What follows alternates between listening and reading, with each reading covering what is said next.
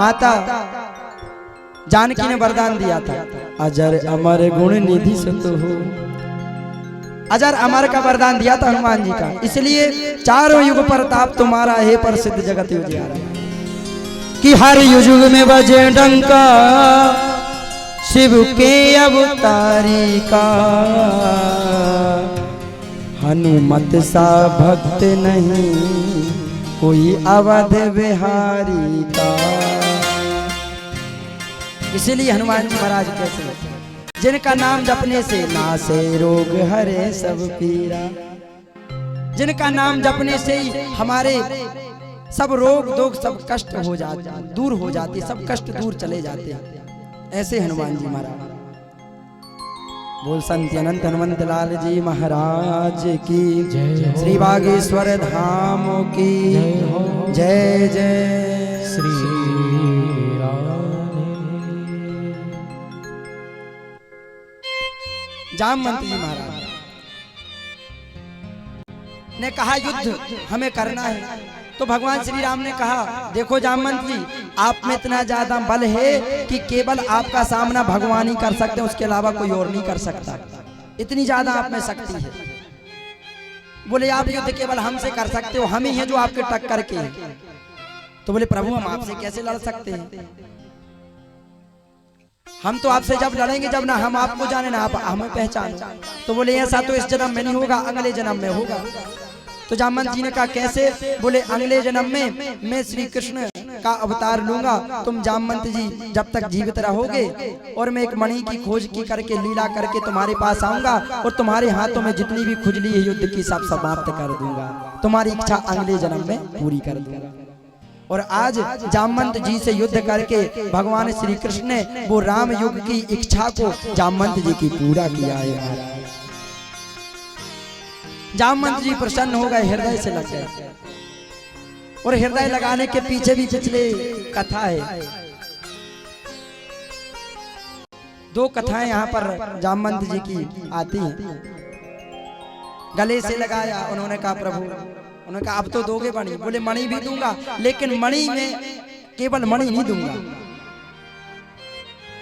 मणि के साथ साथ अपनी पुत्री का हाथ भी दूंगा। क्यों? बोले क्योंकि देखो मणि तो हमने दे दी पुत्री को, और ब्राह्मण को किया हुआ दान, तीर्थ में किया हुआ दान और कन्यादान, इन दान के बाद हमारा इन चीजों पर हक नहीं होता। और शास्त्र कहता है कन्यादान, अगर हमने अपनी कन्या का दान कर दिया तो कन्या पर भी हमारा अधिकार नहीं है। अब चाहे ससुराल में उसको सुख मिले या दुख मिले, हमने तो दान कर दिया। इसलिए महाराज मैंने अपनी कन्या को मणि दान कर दी, अब मैं लूंगा नहीं उससे। और अगर आपको चाहिए तो ये तो है कन्या की, और जब कन्या ही आपकी हो जाएगी तो मणि तो फिर स्वाभाविक चली जाएगी।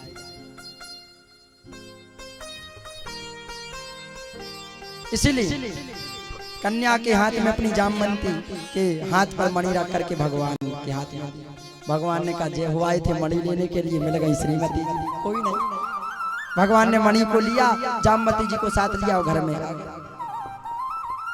अब सत्यजित के पास मणि लेकर के भगवान पहुंचे। सत्यजित को पता चला, अब जब सत्यजित को पता चला कि भगवान पर मैंने झूठा कलंक लगा दिया, झूठी बात फैला दी, बहुत दुख हुआ, कष्ट हुआ, बताओ मुझसे इतनी बड़ी गलती हो गई, अपराध हुआ।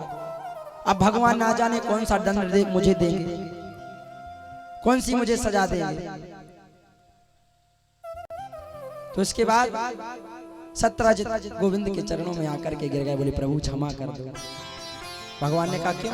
बोले हमने झूठा कलंक लगा दिया। भगवान ने कहा कोई बात नहीं, इंसान से ही तो गलती होती है, ये लो तुम्हारी मणि। बोले प्रभु मणि नहीं चाहिए हमें। बोले फिर?